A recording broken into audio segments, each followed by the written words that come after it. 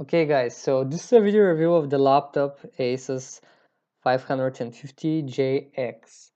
This is basically an entry-level gaming laptop which you can buy for around like 650 euros. That's at least the price I bought it for. I'm really happy with the laptop. It's performing really well on the newest games possible. This is the game Battlefield 1. Right now I'm going to show you on what gaming settings I'm playing the game on. You can see that I am playing it on 1080p resolution and on vertical sync on. On the advanced side of the settings, I am playing it on medium. I chose medium not because the laptop can't handle ultra setting, but I just prefer medium because I get a lot better frames per second. Everything is just better, smoother. The performance is overall really much better than an Ultra. Not that it's bad, but I really noticed the smallest differences in performance and quite sensitive in that aspect. My vision is quite sensitive. I'm kind of a guy which prefers a balance between the graphics and the performance, so that's why I chose a medium setting. If I wasn't, I would have chosen a low setting. On low setting, you can choose a resolution scale of like 100% and above, which is really good. But kind of the graphics are not good enough.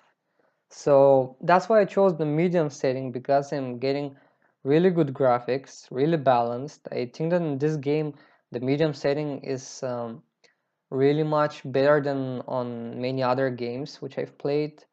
Um, so 60% of resolution scale is completely enough because you can see the enemies which are very far. Actually, I think on the video which you're looking at now, I think that it could have been set on 50% resolution scale, but I'm not sure. On these first videos, I think it is on 50%. But overall, I'm using 60% and I'm getting really stable frames per second. I get the maximum 60 frames per second. With vertical sync off, I get around like a 75. It can go to an 80, but if you're looking at the sky, it can even go more than an 80. So I think that this is a really good laptop. You should consider buying if it's still available on the market, because it really well handles this game. My graphics card is a GTX 950M gigabyte. Is the brand. Four gigabytes of no, gigabytes not the brand of the graphics card. Sorry, Nvidia GeForce GTX 950M is the model. It's performing really well. It's handling the game really well. The processor of this laptop is 420 i7 420HQ. It's also handling the game really well. The only thing which this laptop needs is a bit better graphics card to handle it like on ultra settings on with maximal frames per second. I think that the limiter can be set in this game to 200 frames per second, but this laptop is like far from that. But who needs 200 frames per second when you can play the game on perfectly smooth and 60 frames per second? It's perfectly fine for me. It's perfectly enough. I'm playing Counter-Strike usually on a lot more frames per second, but that's a completely different game. Okay, on this map here, this is the desert map. You can see that I'm not doing a lot of kills in these videos. Here on this map, I don't think I'm doing even any. The point of the video review is only to see how the laptop is performing, how it's handling the game. I think it's pretty well for the price. I think this is the best actually from all the laptops for this price, like around 650 euros.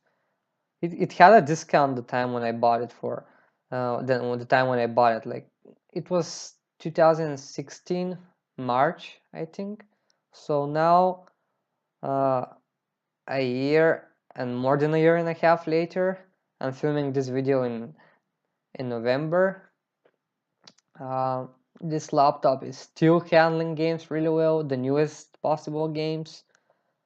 I've played also Call of Duty World War II. It's also handling that game pretty well. I think that Call of Duty World War II is worse optimized than this game. This game is really well optimized. So returning back to the laptop, I don't know if I've mentioned, but it has 8 gigabytes of RAM, which are also, I think, enough. I don't know if there's going to be any performance, any improvement in the performance of if you add 8 more gigabytes of RAM, because there's I think the slots for a RAM are 2 in this laptop, and only one is used in the version which is built. So you may consider adding 8 more. I don't think you can add a newer graphics card, but you may want to research that. But I've researched enough and I think that it's soldered, so there's no option of changing the graphics card. I hope you are finding enough information for which you've been looking for in this review for the laptop. So if you want, subscribe. I'm going to probably make more videos.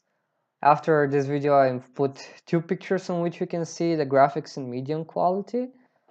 You can, on the first one, you can see the grass. On the second one, you're going to see a fire explosion. And this is all, guys, from me. Thank you for watching.